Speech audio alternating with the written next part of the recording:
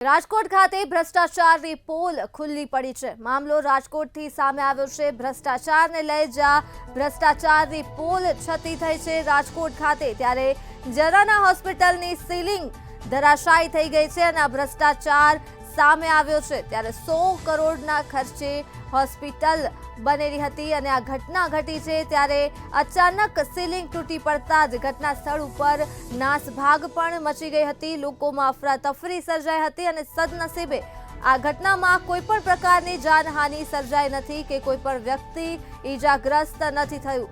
રાજકોટથી ભ્રષ્ટાચારની પોલ ખુલ્લી પડી છે। આ ભ્રષ્ટાચારનું કૌભાંડ સામે આવ્યું છે, જ્યાં જનાના હોસ્પિટલની સીલિંગ ધરાશાયી થઈ ગઈ છે અને જો કિંમતની વાત કરીએ તો 100 કરોડ રૂપિયાના ખર્ચે બનેલી આ હોસ્પિટલ છે, જેમાં ઘટના બની છે।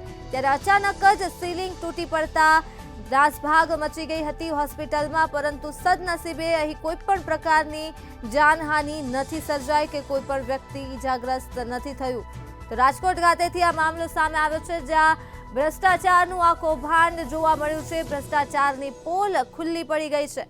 જનાના હોસ્પિટલ ખાતે આવેલ સીલિંગ ધરાશાયી થઈ છે અને આ હોસ્પિટલ રૂપિયા 100 કરોડના ખર્ચે બનાવવામાં આવી છે અને આ 100 કરોડના ખર્ચે બનેલ હોસ્પિટલમાં સીલિંગ તૂટી પડતા જ અનેક સવાલ ઉઠવા પામ્યા છે। ત્યારે અચાનક જ સીલિંગ તૂટી પડતા જ હોસ્પિટલમાં નાસભાગ મચી ગઈ હતી, પરંતુ સદનસીબે આ ઘટનામાં કોઈ પણ પ્રકારની જાનહાનિ નથી સર્જાઈ। તો આ સીલિંગ ધરાશાયી થઈ છે રાજકોટ ખાતેથી હોસ્પિટલમાં।